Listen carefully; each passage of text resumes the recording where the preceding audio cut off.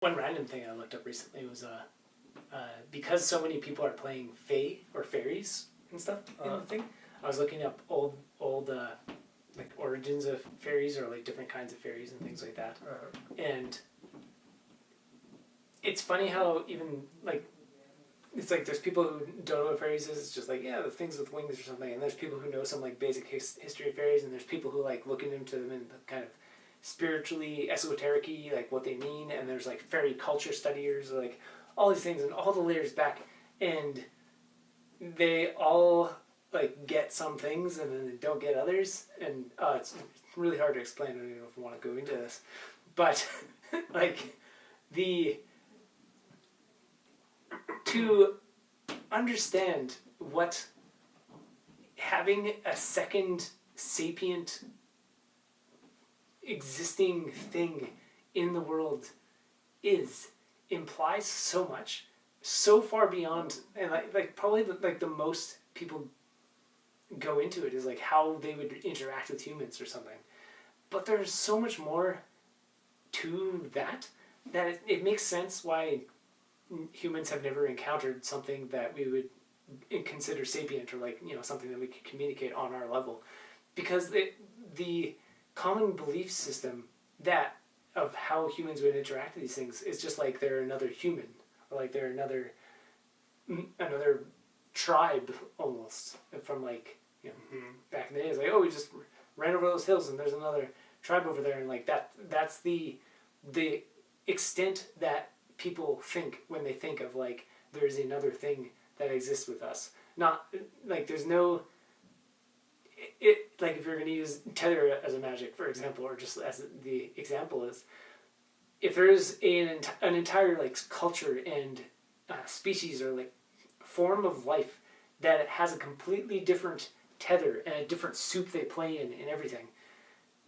then the ideas of how we communicate wouldn't be on any level that either of us know, but rather just like the stuff beyond. Like it would legitimately be based in faith and knowing that there are things that we can't understand, and to be okay with that, and not like. So you're saying that we what are you saying exactly? What's the faith, or where's the like there would be so much that we don't know, and people would have to in the other species or whatever. In general, just overall, like having like anything about the species, anything about how to interact with them, anything about interaction in general. Yeah, we wouldn't. The universe. Yeah, we wouldn't know. Yeah, it was just like as soon as something shows up that people don't know, and it can be confirmed that it's something that we don't know. Yeah. And we didn't think it was there. Then it implies that much else that we don't know is stuff we don't know. But when people are still so firmly in a belief that it's going to be something that we can understand, then we're putting information before a thing that we can't even get information about. Yeah. And it's no wonder that it's not that there's like an entire huge section of the world and like the experiences that people have and go through where it's not shunned, but people just don't talk about it, or they shy away from it, or it's like things that are outside of their perception, or they perceive it and they shove it aside, like, you know, a Maladon, like the stuff, you know, the perspective stuff like, we were talking about. It's mystical, or just kind of a rare, or even if it was common occurrence, it's like something that wasn't real or something like that. Yeah, like the concept of information itself, like that is a concept. Information being it's